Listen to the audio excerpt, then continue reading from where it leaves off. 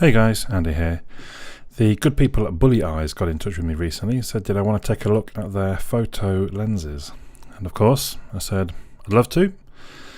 So they promptly sent me the BullyEyes lens kits for mobile phones. As you can see there, it goes on pretty much anything. It'll go on an Android, an iPhone, an iPad, whatever you want really. If we open it up, we see the clip. So this is what's going to clip either side of your phone. And I have to say it was a lot firmer than I was expecting. It really is quite a strong clip, which gives you some faith that it should stay where it's supposed to be. The box that it comes in has got things printed on every single piece of it. It's not what you would call perhaps minimalistic.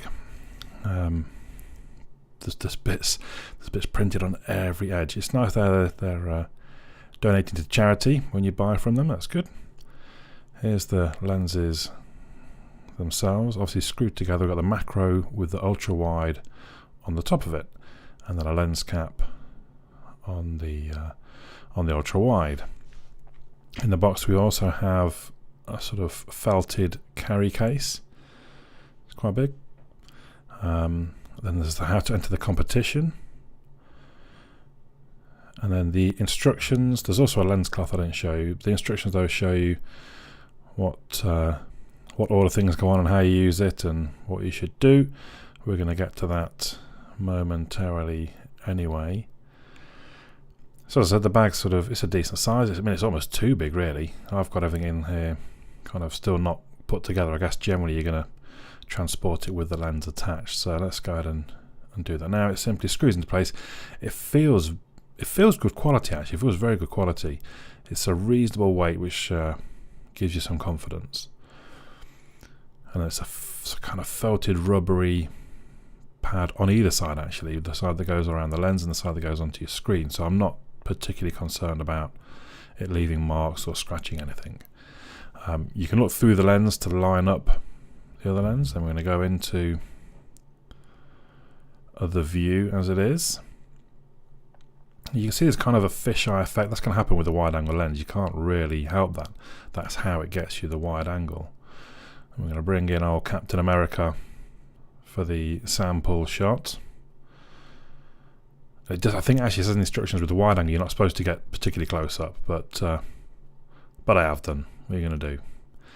So there's the two shots. That's the wide angle, the first one that we took, and then we have the regular without the wide angle lens. And you can see obviously there's quite a difference. We're going to go back to the wide angle version. So there's a reasonable difference, but again it's not particularly a best case. Here's outside. So that's a regular shot without the lens, and then we put the lens on, and actually you can see a lot more. And I wouldn't say that the fisheye is particularly noticeable. Now here's where it might be very handy to some. This is the front facing camera, regular, and then with a wide angle. I mean that's a lot. You're going to get a lot more people in if that's what you're doing. So let's now take the wide angle element off, and we're left with just the macro lens, as you can see there. Macro. So just as we did before, I'm going to clip it into place. Again, just line up the lenses on the back. Now you have to get can you see how close I am to his head to take that picture? You have to get so close, literally millimeters away, and the depth of field is ridiculously short. So the front, well, not even quite the front part of the eye is in focus, but the back isn't. Anyway, so let's head outside with it to try and take something a bit more interesting. The thing I noticed then, so I mean it's not a windy day, but these flowers there's a bit of a breeze, are wobbling around in it. When you've got to get as close as you have to get, it's really quite hard to take a picture of them. I wanted to kind of almost hold the flower in place and then take the photo, but I tried a few different bits and pieces, and here are the results. They're a bit different. They're quite interesting. They're not something you'd normally capture with your phone. I don't know. I'm not particularly artistic, I suppose. So I'm not sure.